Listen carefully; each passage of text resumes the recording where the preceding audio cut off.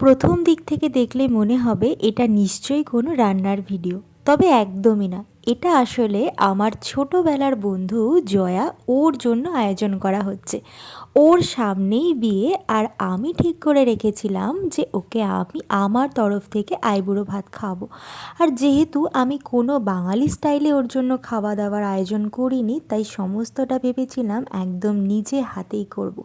যদিও এই হাত দিয়ে মাংস ম্যারিনেট করতে গিয়ে রাতে আমার প্রচুর হাত জ্বালা করছিল, তাতে কি হয়েছে, ছোটোবেলার বন্ধুর জন্য রান্না করব, একটু তো কষ্ট সহ্য করতেই হবে। যদিও মা বাজার করে দিয়েছিল, অর্ধেকটা প্রায় গুছিয়ে দিয়েছিল, তারপরেও সবটা করতে গিয়ে যেন হিমশিম খাওয়ার অবস্থা। এদিকে জয়াও চলে এসেছিল, আর ওকে আমি বলেছিলাম তুই চলে আয়, আমি তোকে সাজিয়ে দেব। মাংসটা কড়াইতে বসিয়ে এদিকে আমি ওকে সাজাতে চলে এসেছিলাম, আর গিয়ে দেখি মাংসটা প্রায় অর্ধেক হয়ে এসেছে। তার পাশাপাশি আমি বাকি পদগুলো তৈরি করে ফেলছিলাম। চিকেন তন্দুরির পাশাপাশি কিন্তু সেদিন আরও একটা চিকেনের চাইনিজ প্রিপারেশনও আমি ওর জন্য বানিয়েছিলাম। দেখো, জয়ার আইবুড়ো ভাতের রান্নাটা হয়তো আমি করছি, কিন্তু মা আমাকে সকাল থেকে সমস্তটা বাজার করে এনে দিয়েছিল। যা যা লাগবে সব কেটে একদম হাতের কাছে গুছিয়ে দিয়েছিল। তারপরেও এগুলো রান্না করতে গিয়ে আমি যেন সব একাকার করে ফেলছিলাম। আইবুড়ো ভাতে কি কি খাবি সেটা বলতে বলতে জয়া কিন্তু সেরকমভাবে কিছুই আবদার করেনি। পুরোটাই আমি আমার পছন্দের মতো রান্না ওর জন্য করেছিলাম।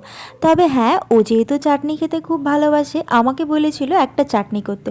যদিও আমি ভেবেছিলাম যে আমের চাটনি করব, কিন্তু আম না পাওয়া গেলে আর কি করা যাবে, তাই মা ওর জন্য টমেটোর চাটনি বানিয়ে দিয়েছিল।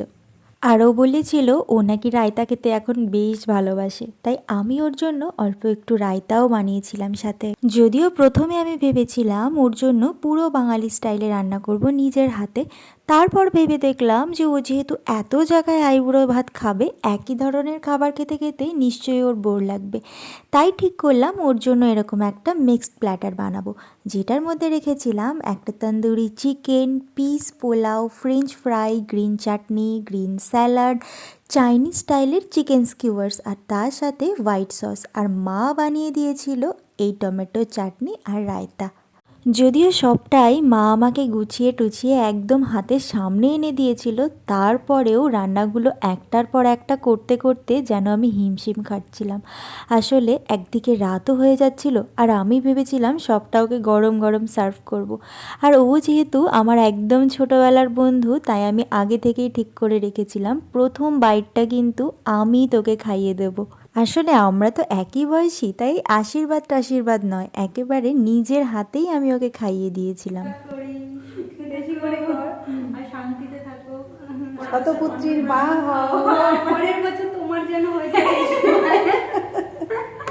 ভালো করে আশীর্বাদ করতো, সামনে বছর যেন, সামনে বছর ওর বরটা যেন খুব সুন্দর হয়, ভালো হয়, ভালো মনের মানুষ হয়। আর কি কি বলবো, গিয়ে কবজি টুবি খাও, বল যা সব একবারে ভাটকালি করে দিস তুই। হ্যাঁ সব একবার। এই সত্যি সত্যি আমার একটা দেওয়ার আছে। নাম শুনে হাসি পেলো কেন? মনে আছে তো?